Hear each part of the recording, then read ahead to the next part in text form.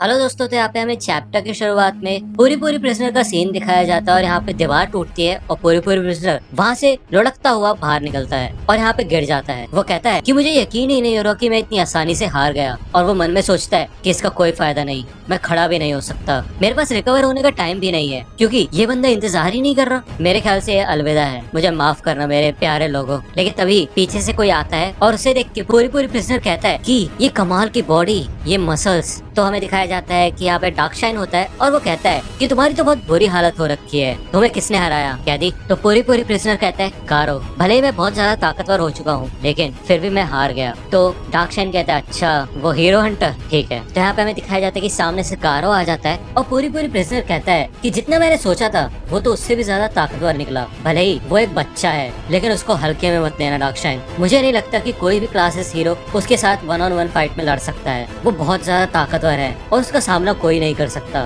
तुम्हें भी बहुत दिक्कत होगी उससे लड़ने में। मुझे पता है कि मैं क्लास एस हीरो का सबसे ज्यादा कमजोर हीरो हूँ और तुम मेरी बात पे यकीन ही नहीं करोगे, लेकिन तुम्हें समझना चाहिए मैं उसको खरोच भी नहीं दे पाया। तो डार्क शाइन कहता है समझ गया, तो उसको मैं तुम्हारी तरफ से मारूंगा, और वैसे भी चिंता मत करो, मुझे भी अभी तक एक भी खरोच नहीं आई है। तो यहाँ पे पूरी पूरी प्रिजनर शर्माता है और कहता है लस्टर, तुम्हें मेरे लिए लड़ने की कोई जरूरत नहीं है, तुम्हारे मसल्स को तकलीफ होगी। तो डार्क शाइन बोलता है कोई बात नहीं, अब देखते हैं क्या ये दुश्मन इतना ताकतवर है कि इसके ऊपर मुझे अपनी पूरी ताकत लगानी पड़े। तो यहाँ पे गारो डार्क शाइन की तरफ बढ़ता है और डार्क शाइन कहता है हाँ अब मजा आने वाला है, और यहाँ पे इन दोनों का आमना सामना होता है। यहाँ पे दूसरी ओर हमें दिखाया जाता है कि चाइल्ड एम्पर मॉन्स्टर एसोसिएशन के अंदर आ चुका होता है और वो अपना ट्रांसमीटर देखता है और उसे कोई भी पेंडिंग मैसेज दिखाई नहीं देता। वो मन में सोचता है कि मुझे एटॉमिक समुराई की तरफ से अभी तक कोई अपडेट क्यों नहीं मिला, शायद अभी तक उसने उस बच्चे को नहीं बचाया होगा। भले ही मॉन्स्टर एसोसिएशन धीरे धीरे कमजोर होती जा रही है, लेकिन मुझे ये नहीं भूलना चाहिए कि मेरा अल्टीमेट वेपन भी मैंने खो दिया है, तो इसलिए मुझे बाकी हीरोज के साथ मिल जाना चाहिए और तब लड़ना चाहिए। तो यहाँ पे चाइल्ड एम्पर नीचे देखता है, वहाँ पे ओकामा इटाची, बुशिड्रिल और इयान पड़े होते हैं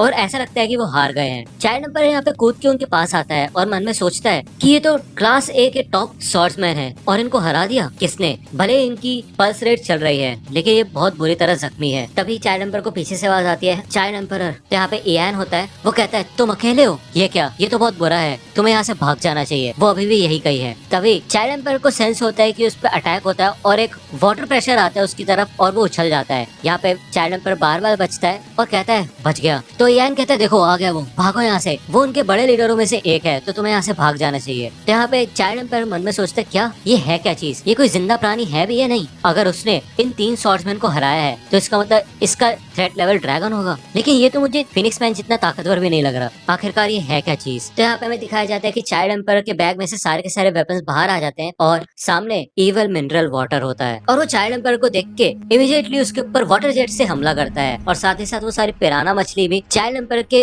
इक्विपमेंट्स पे हमला करके उसके तलवार और ब्लेड्स को काट देती है। तो चाइल्ड एम्पर सोचता है नहीं, क्या ये लिक्विड इन मछलियों को भी कंट्रोल कर रहा है, या फिर ये हो सकता है कि एक तरीके से सारी मछली इस पानी वाले मॉन्स्टर के वश में हो। चाइल्ड एम्पर कहता है भले जो भी हो लेकिन वो एक स्टील की तलवार को भी काट के रख सकते हैं। ऐसा लगता है कि जैसे वाटर जेट कटर्स होते हैं उसी तरह ये मॉन्स्टर काम करता है। अगर इनमें से एक ने भी मुझे छू लिया तो मैं मर जाऊंगा और मैं ऐसा नहीं होने दे सकता। वैसे अगर मैं तुम्हें एक बात बताऊं तो नॉर्मल फाइट में तुम बहुत ज्यादा खतरनाक हो, लेकिन अच्छी बात है ना कि मैं इधर हूँ, मेरे पास एक तरीका है तुम्हें हराने का। तो यहाँ पे हमें दिखाया जाता है कि चाइल्ड एम्पर के बैग में से बिल्डिंग ब्लॉक्स निकल जाते हैं और वो ज्वाइन होकर एक रोबोट बना लेते हैं जो कि एक स्नोमैन जैसा दिख रहा होता है। अब जब यहाँ पे evil mineral water child emperor के ऊपर फिर से हमला करता है तो हमें दिखाया जाता है कि ये चाइल्ड एम्पर का रोबोट जो होता है वो रैपिड फ्रीजिंग ब्रीथ अटैक करता है, जिससे कि इवल मिनरल वाटर का वो सारा पानी और वो मछलियाँ सब के सब जमने लग जाती है। और यहाँ पे finally child emperor evil mineral water का अटैक रोक देता है और कहता है मुझे पता था, चाहे मॉन्स्टर कितना भी ताकतवर हो और इसने तीनों स्वॉर्ड्समैन को हरा दिया हो, लेकिन ये अपनी बॉडी का टेम्परेचर कंट्रोल नहीं कर सकता। मुझे कभी भी उम्मीद नहीं थी कि मेरे को कभी ऐसा मॉन्स्टर भी देखने को मिलेगा, लेकिन अच्छी बात है ना कि मैं अपने पास अलग अलग तरीके के हथियार रखता हूँ।